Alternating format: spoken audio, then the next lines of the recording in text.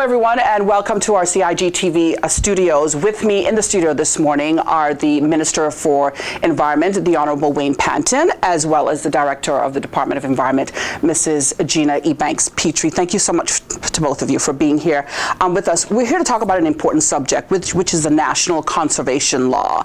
In a nutshell, exactly what's the purpose of that law, Gina?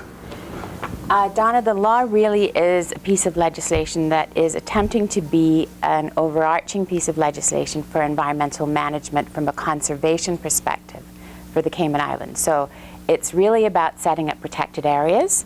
It's about establishing measures for protected species.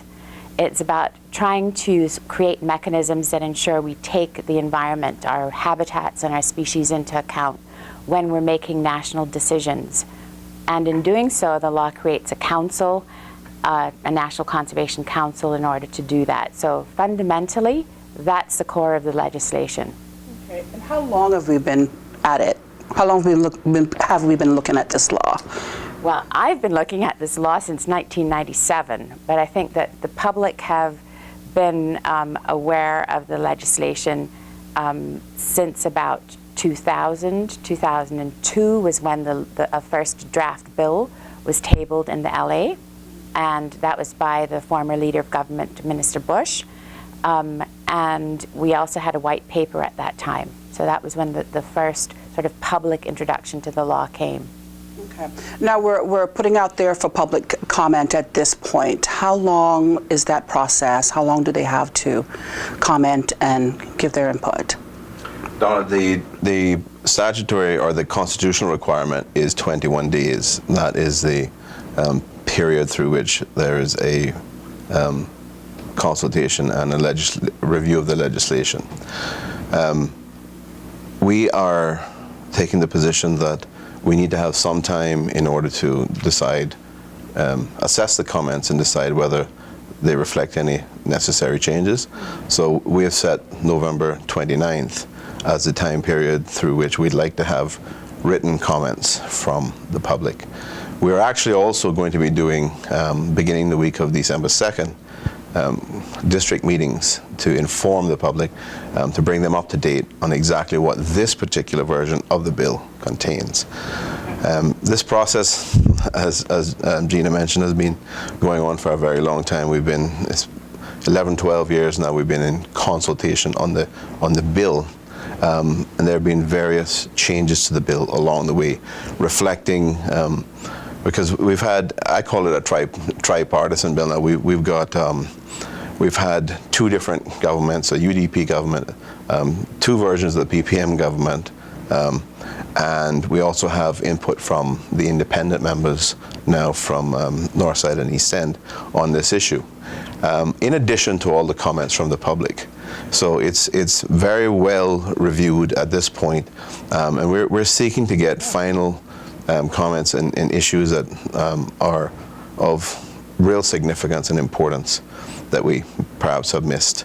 The bill at this point should be close to what we're looking to debate, and there will inevitably be some amendments in committee stage, as with any piece of legislation. As you're working through it and you get your very final comments, there will be some changes made, but we want to try to minimize the amount of changes.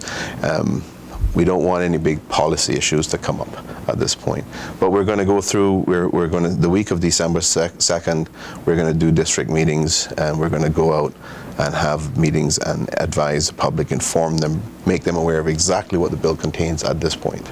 Okay. I know that the environment is very near and dear to your heart, Minister Panton. From a personal view, why do we need a conservation law?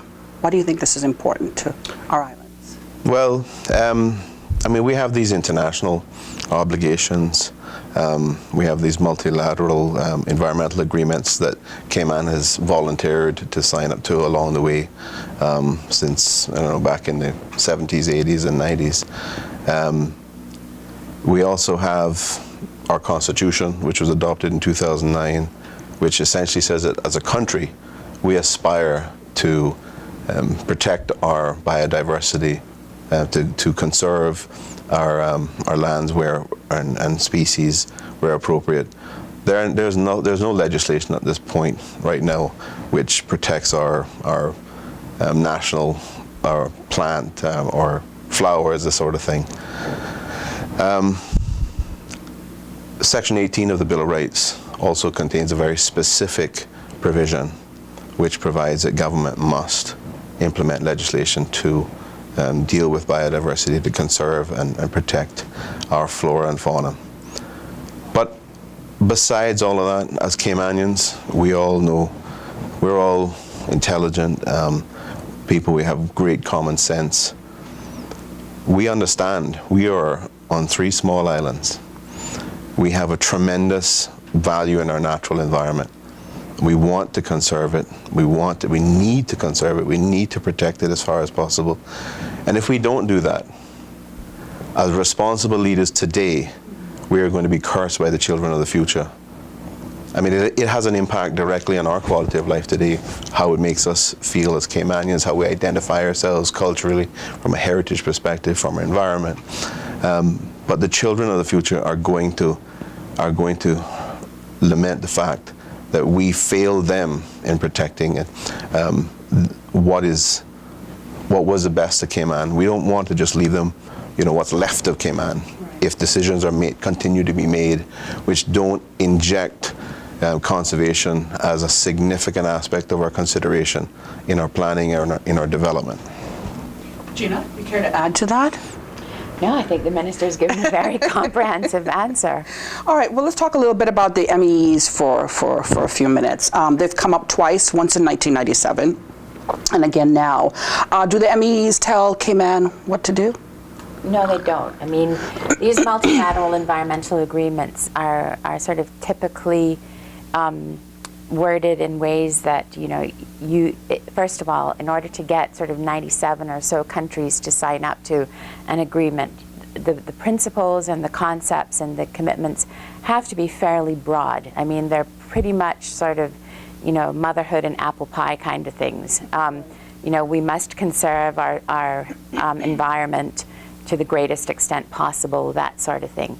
But there are specific agreements that we've signed up to that focus down on specific areas. For example, the Ramsar Convention basically places an obligation on the parties to that convention to manage the wetlands under their jurisdiction in a sustainable way.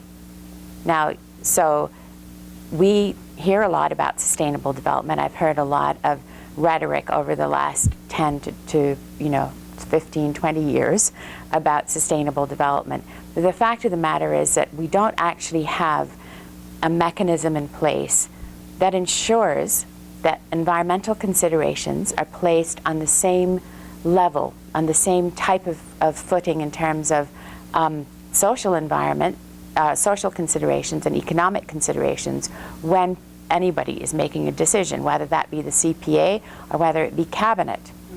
And that's what sustainable development is about. We often see the sort of symbol of sustainable development is a stool, normally a 3-legged stool, with the economy, society, and the environment as one leg of the stool. And what it means is that they have to be equally considered in order for the stool to be balanced, for it not to fall over. And I think that's a sort of a good visualization of what sustainable development is about. It means putting the environment on an equal footing with social and economic considerations when we're making our national decisions. And fundamentally, that is really what all of these conventions are seeking to do. Whether it's a convention on biological diversity, that has its focus specifically on conserving the range of species and habitats in countries. But they don't dictate to the Cayman Islands what must happen. They basically place an obligation on the government to take these things into account and to put measures in place to implement the commitments. Measures that make sense for us, though. They don't dictate what exactly the measures need to be.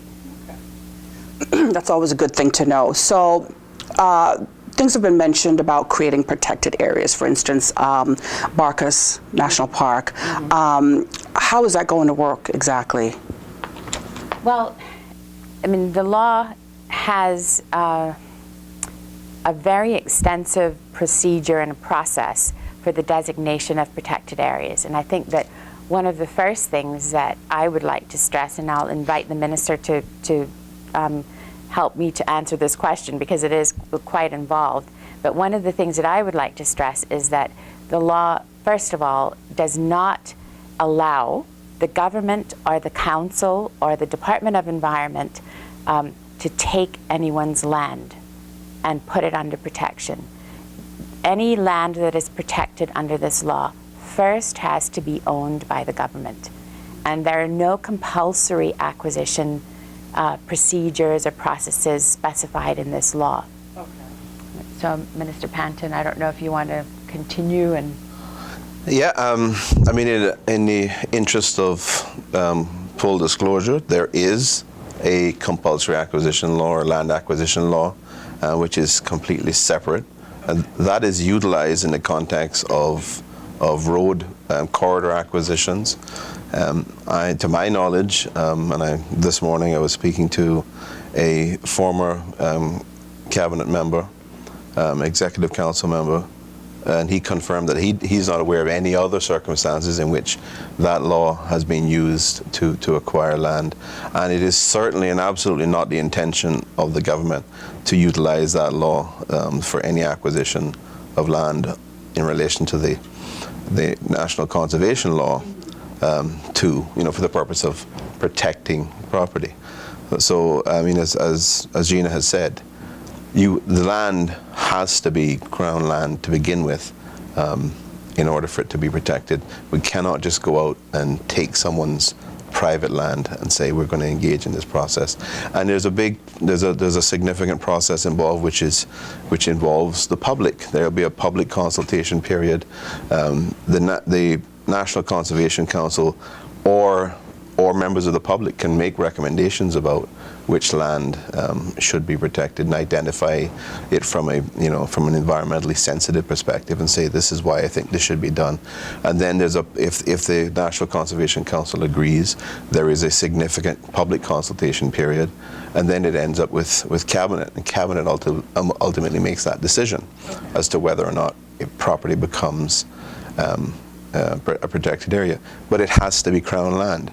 If it isn't already owned by government and a piece of land has been identified as being environmentally sensitive, then government would have to engage, if it wishes, if it has the funds to do it, it would have to engage with the landowner and try to negotiate a normal arm's length commercial transaction to acquire that property. And after acquiring it, then it could consider whether Cabinet would be making a decision to make it a protected area.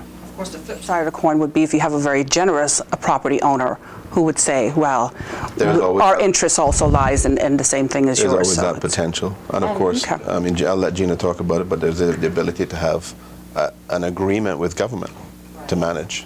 Okay. I was going to say there are two other points I think that I would like to make. One is on the fact that the law does provide for landowners, as you say, who may not wish to sell their land but don't have any objection to their land being managed for conservation to enter into these legal contracts with government. So they get to retain ownership, but government gets to manage the land for conservation purposes. The law allows for that, and it can include, for example, that contract that is negotiated between the landowner and government, a provision for there to be some sort of lease arrangement so that the landowner can actually benefit financially from that agreement. As I said, it's basically a negotiated contract. Sure. But the other thing is, before any proposal is developed for a protected area, the law has been specifically amended to make it very clear that the landowner has to be notified and consulted before the proposal goes, as far as going out, for example, to public comment. So there wouldn't be a case where you as a landowner will be caught off guard that your property is out there being considered for a protected area. Right. You would have to the law now says specifically that the landowner has to be consulted prior to the proposal getting out into the public domain. Right. And I would imagine, though, that could be quite difficult sometimes because you have some landowners who don't live in Cayman, who are off island, may not even have family, immediate family who are here. So I can imagine that it's a pretty tedious and can be a long process as well. I think it will be a long process, the whole question of designating a protected area, because, you know, as Minister Panton has said, it does have to go out for public comment. The council's required to take the public input into account before they finalize their recommendations to Cabinet, and then Cabinet has to take the public's comments into account. So it is going to be a lengthy process. What about protecting our species? Are there enough protections, you think, in place for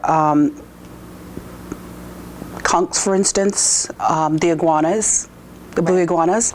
Actually, those are two where we do have protections in place. So our marine conservation framework is actually more developed than the ability that we have to protect, any legal ability we have to protect species on land. So this is, as Minister Panton said, you know, this is one of the gaps that this law is trying to address. We don't have protections, for example, for any of our plants. Now, people have thought for many years that our mangroves are protected. People think that our national tree has legal protection. It does not. That our national flower, the banana orchid, has legal protection. It does not.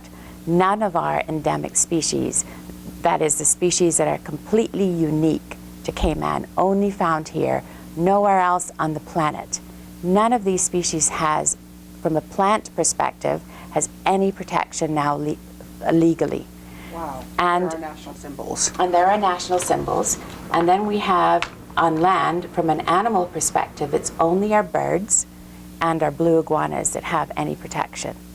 So all of the special creatures that inhabit the habitats that are around butterflies, our native mammals, our only native mammals, the bats, snakes, lizards, you know, the green and blue lizards that everybody knows and loves in Cayman, they don't have any legal protection. Wow. So, and they're actually, because they're unique and special and rare, they're actually the subject of quite a lot of interest by collectors, for example, for the pet trade from outside of the country. And we've had situations in the past where people have come here and have collected those species and tried to export them, and we were unable to do anything to stop them collecting them because there is no law that prevents them from doing that. So we had to wait until they got to the airport and try to leave the jurisdiction, and we were able to get them under the customs law, which was good, but unfortunately the customs law has a very, very low fine for that. So that, you know, they just basically got a slap on the wrist. So this new law is going to address all of those things, which is absolutely great. Well, you mentioned a few times about the Conservation Council. Who exactly is the council, and what powers will they have? Well, the council is a 13-member body. It is made up of private sector individuals appointed by the Cabinet. 7 of the membership are appointed by Cabinet. One person is also nominated by the National Trust and appointed by Cabinet. And then the rest of the membership is from the civil service, taken from the departments, those technical agencies whose remits overlap with the remit of the conservation law. So, for example, obviously the Department of Environment is represented. The Chief Officer in the Ministry of Environment is also on the council, but so is the Director of Planning, and so is the Director of Agriculture, because those 2 agencies have, as part of their remit, bits of the conservation law overlap with their remit. So. All right. Minister Panton, Mrs. Ebanks-Petrie mentioned to us about the council, the National Conservation Council, and who will be represented within that membership. But we wanted to address the powers that they will have exactly. So if you could explain to the public what powers they'll have. Sure, Donna. Be happy to do that. Essentially, the National Conservation Council is going to be an advisory body. Any entity that is making a decision within Cayman which is going to have an impact on the environment would need to consult with the National Conservation Council and take into account their advice in respect of those decisions that they're making and the potential impact of them. That is all that's required, that they take it into account. It is not anything that dictates what the decision will be. So the entity, let's take the Central Planning Authority and the Planning Board as an example. They will consult with the National Conservation Council on applications. They will take their advice and their perspective into consideration. They can either make a decision which reflects that advice, or they can decide that there are other factors which perhaps outweigh that advice, and they can effectively sort of ignore the advice. Clearly, that's not necessarily the best thing to happen, but it is entirely possible. And I say that just to make the point that the council won't be dictating any decision in that respect. There's only one instance in which there will be the power for the council to effectively have its say and determine the end decision, and that is where there's a potential impact on an area which has been designated by Cabinet as a protected area. So ultimately, it's Cabinet that has the final say. Cabinet ultimately has the final say, and that was a significant change in the law following the periods of consultation over the last 10 years, 11 years, where the decision-making was moved from the National Conservation Council to Cabinet. So the Conservation Council would advise Cabinet on areas that should be protected. Cabinet makes that decision. If there are other entities that are making decisions, the Conservation Council makes recommendations to them, and they must consider those recommendations, but they can ignore those recommendations if they decide that that is appropriate. But where they cannot do that is in relation to protected areas.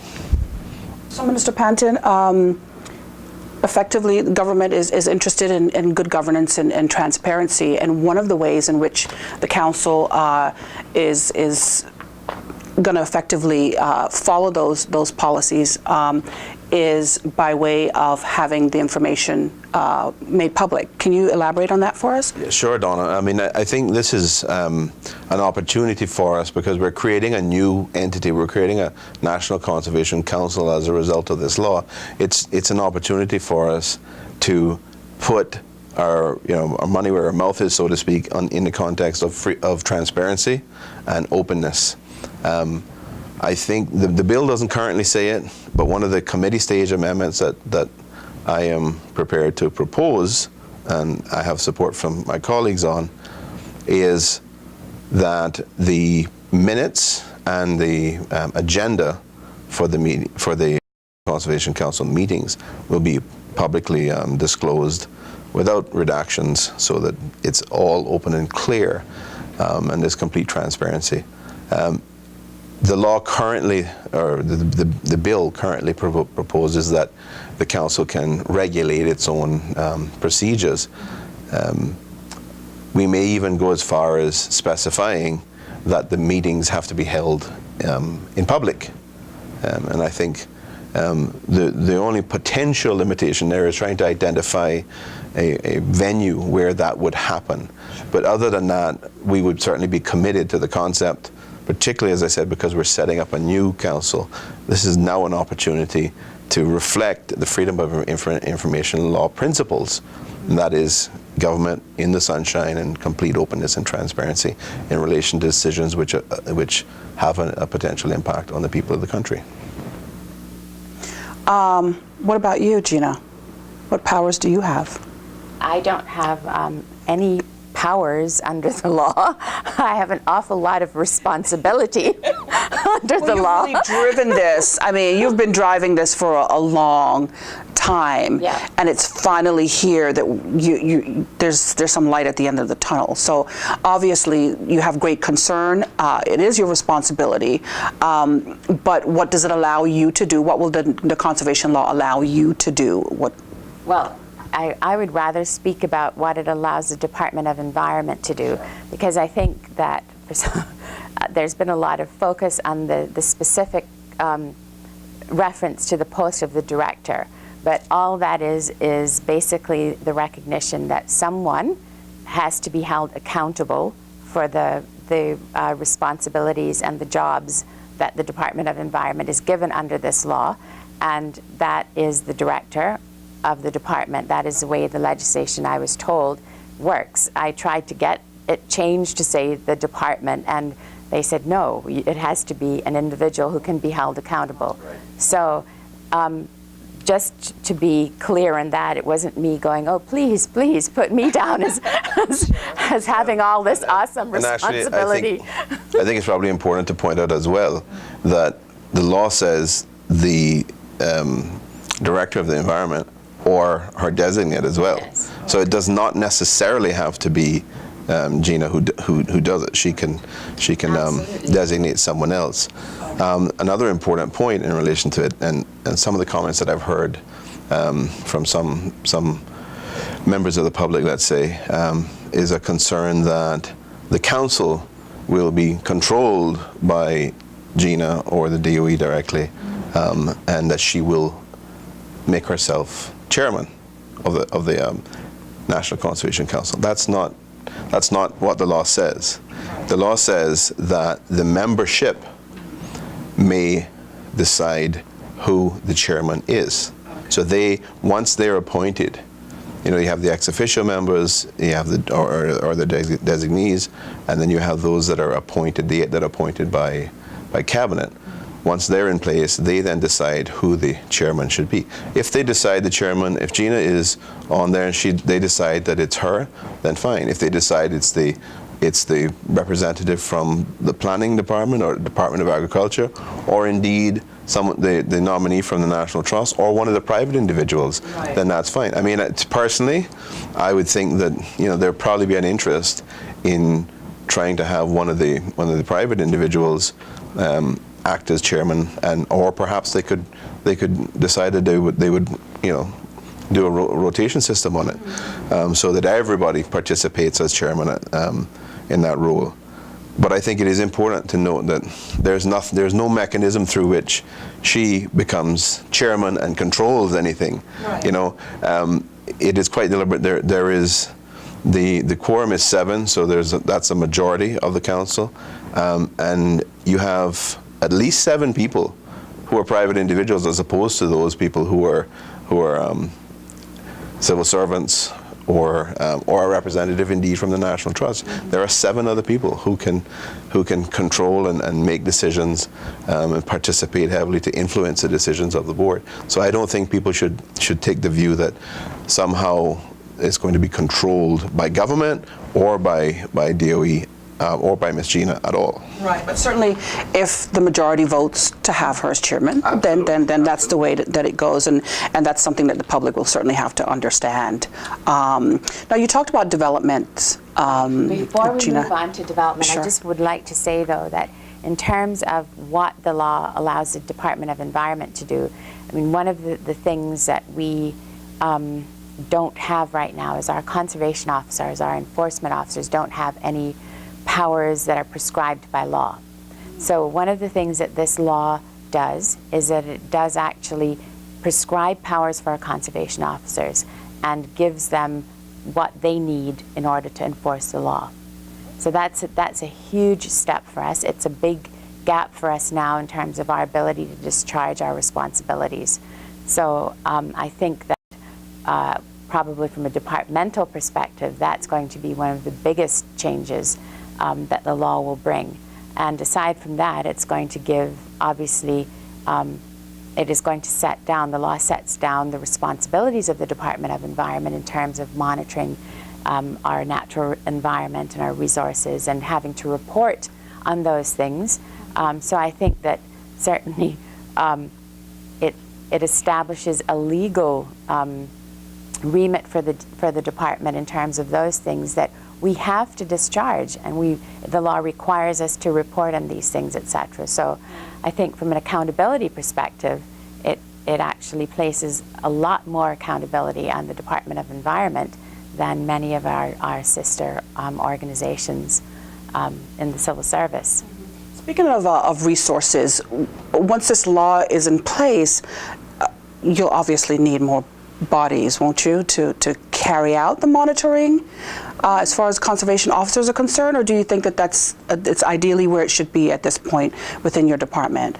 Okay, so in terms of the research and monitoring, I think that we are, fairly well resourced, at least in terms of the marine resources unit.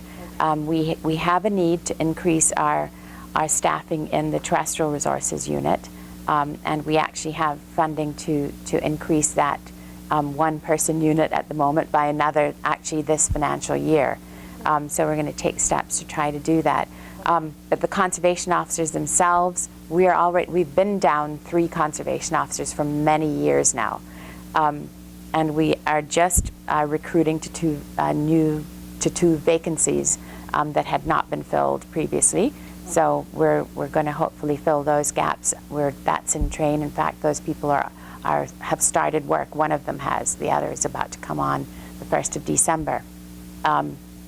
So I think from a resource perspective, we're very mindful of the financial constraints on the government, and we have been doing many of the tasks already that are outlined in the law, if not all of them. So it's not like we're creating new work for the DOE. We're providing legal underpinning to the work that we already do. Okay. So let's move on to talking about developments that you mentioned earlier. Is that like EIAs? Yes. Yeah. I mean, that is one of the aspects of the law in terms of the consultation requirements. So what the law actually says is that any government entity or agency who is about to take a decision or basically implement a plan or a policy that could negatively impact the environment needs to consult with the National Conservation Council before it takes that decision, and then it has to take the advice of the council into account. That in a nutshell is what it says. Now, in that consultation period, the council can actually recommend or require, in some cases, that an EIA is carried out. So there are 2 sort of different things. In 90% of the cases, the consultation will result in recommendations for protecting habitats and resources, which, for example, the Central Planning Authority may or may not take on board. Those recommendations, in order to have any teeth, will have to be put in place under the planning permission that's granted by the Central Planning Authority. The council won't be able to enforce the recommendations. They will only become enforceable if they're embodied in some other legal instrument that's available to the decision-making body. So in the case of the Central Planning Authority, that would be the planning permission that you get.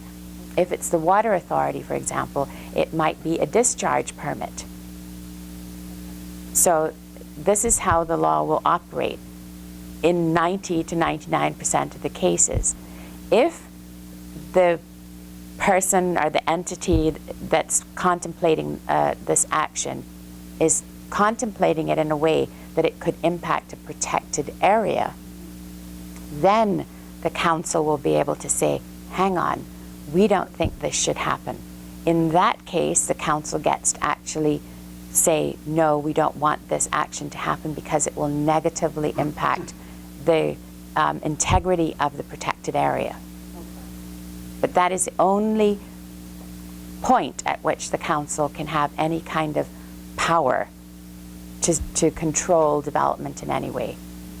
Earlier you mentioned the DOE and enforcement as far as what it can and can't do, but it's a big thing in the actual National Conservation Law as it stands. Is that because the law lets your officers carry weapons? Let's just make it very general. Well, I'll respond on that. Yes. To be very clear, the law specifies that arms does not include firearms, as in guns. So that's excluded. There is a definition of arms, which the only thing that's included that even resembles a gun is a taser. Now, it includes things like pepper spray, batons, handcuffs, a stab-proof vest, all the typical sort of things that you would see a policeman with today, apart from necessarily the tasers. They are performing a law enforcement role. On occasion in the past, they've had situations where people have swiped at them with hook sticks, for example. They also have situations where potentially they may be facing someone with a loaded spear gun. Now that is potentially a very lethal weapon. So they've got to have something, some means of defending themselves if it's necessary. And of course, they're going to have the same powers of detention and arrest now as a constable would have. So they've got to have the handcuffs, and they're going to, you know, the other stuff is really to protect themselves and to assist in controlling someone who refuses to subject themselves to detention or arrest, where they're legitimately suspected of committing an offense. But no firearms, no guns. Right. The dynamics of land and sea, though, can possibly change the variation of what type of weapons they would carry, because yeah. Okay. It's difficult to see. I wouldn't want to see somebody using a taser in the ocean. out at sea. But, you know, that's potentially difficult. And just to be clear there, I mean, they're only allowed to carry the arms that the director, who is in this case Ms. Gina, and the governor decide are appropriate for them to carry. So they may decide that even though the definition of arms includes tasers, they may decide that tasers shouldn't be used. Right. So is this extra arms budgeted for, or is it going to cost extra money? Yeah? Yeah, that will have to be met by the DOE's budget. Okay, all right. Significantly. So, the final question, and then I'll ask you for your final points for our viewers out there. Is this the right law for Cayman at this time? It's been a long time coming. I would think that it is. But you want to talk a little bit about that, Gina? Well, I think that the law is, at this time, the right law for Cayman, because it represents a compromise. It is not a perfect law in my eyes. It's not a perfect law in the eyes of many people who are more on the conservation side of the spectrum. It probably doesn't go far enough for many people I know. They've told me, I've spoken to many people who've told me that. But the reality is that, you know, we are running out of time to take some steps now to put in place measures to protect the very limited, fragile resources that we have here. And I think that the law allows us to do that in a way, hopefully, that is going to be acceptable and understandable to the majority of Caymanians.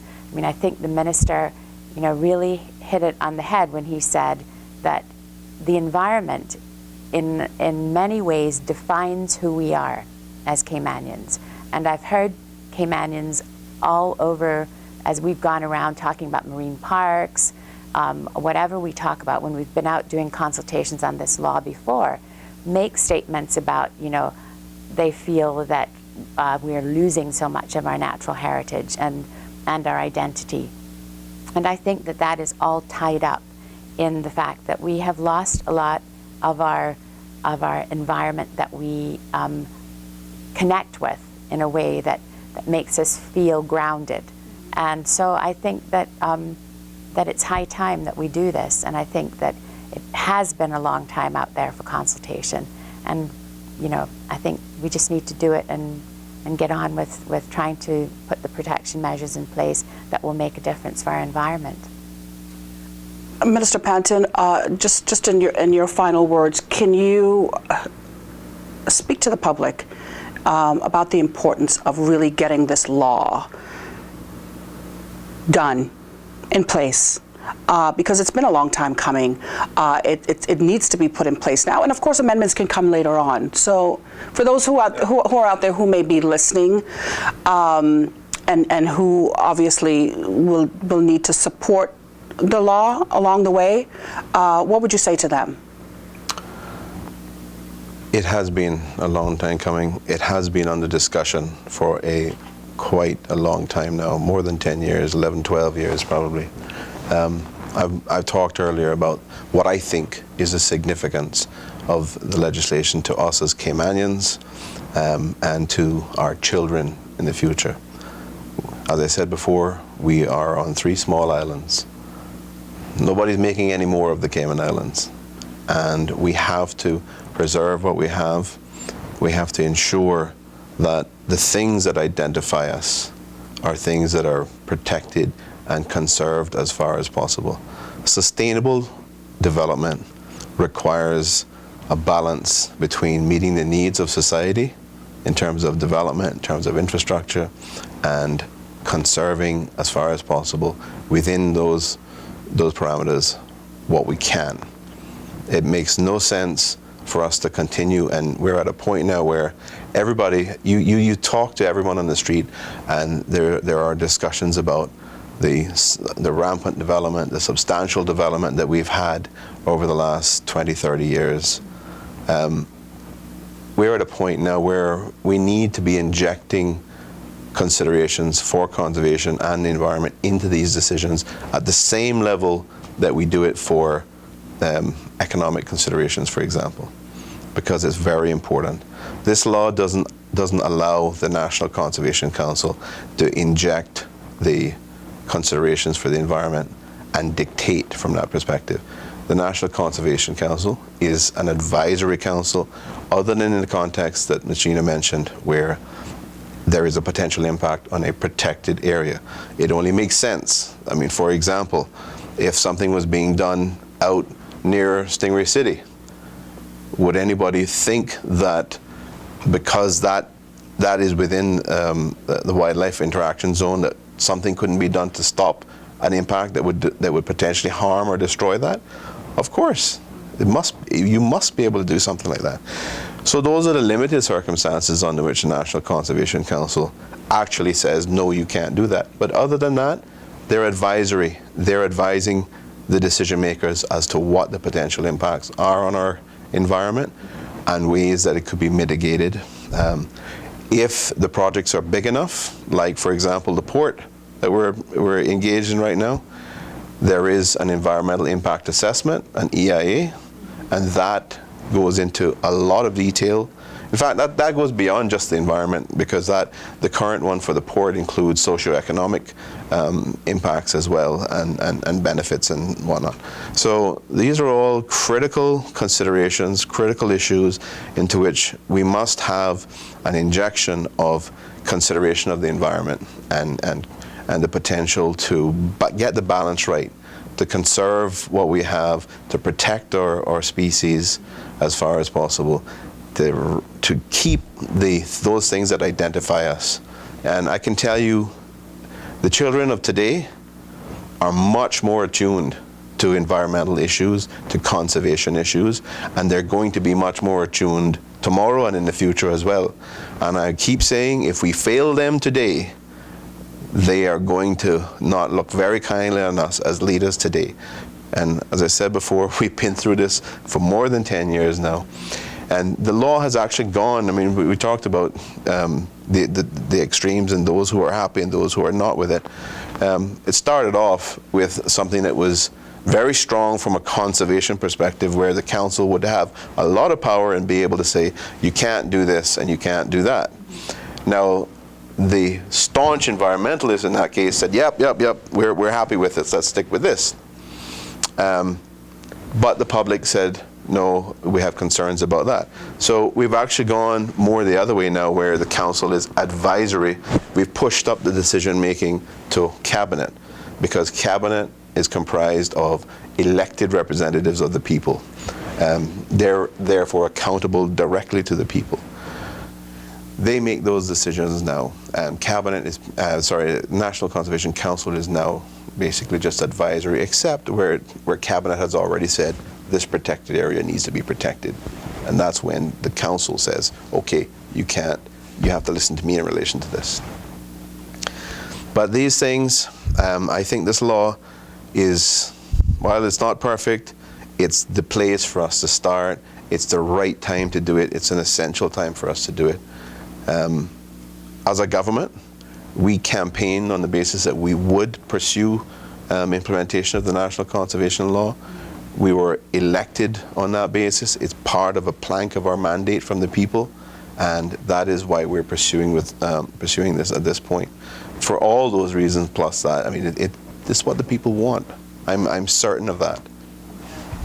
Gina, you want to add any final thoughts? And as well, can you remind the public about the final date for input, as well as where they can send that information if they have anything to say? Okay, well, the government is asking that anyone who has a comment or comments to make on the law submit those by the 29th of November, and they need to go to the Ministry of Environment here at the Government Administration Building. Obviously, if they take it into the Department of Environment, we'll make sure it gets there. So we'll welcome anybody dropping something off to us or emailing it to us, also on our email address, which you can get off of the website, www.doe.ky. The law is also up on the website if anybody doesn't have a copy of it. We have a lot of information up there that you can download and read and access in terms of informing yourself properly about the legislation. So I'd recommend that people do that. And in addition to that, we, the Minister and the Department, will be going out to the public the week beginning the 2nd of December, and we will be holding public meetings to ensure that anybody who has a question that hasn't been answered, either in this program or in the other programs that we've been on, or in any of the written material that they can access, please come out, hear the information for yourself. There's so much misinformation out there about this law that I think it's really incumbent upon any responsible citizen who wants to be informed to come out to the meetings and hear it firsthand. So we will be making the information in terms of which district, what time and where available, hopefully, if not by the end of today, then very early next week. Minister Panton, Mrs. Ebanks-Petrie, thank you so much to both of you for being here with us. And hopefully the public has a greater understanding now of the National Conservation Law, what it's about, how it's going to protect what we have for generations to come. All right, thank you. Thank you very much for the opportunity.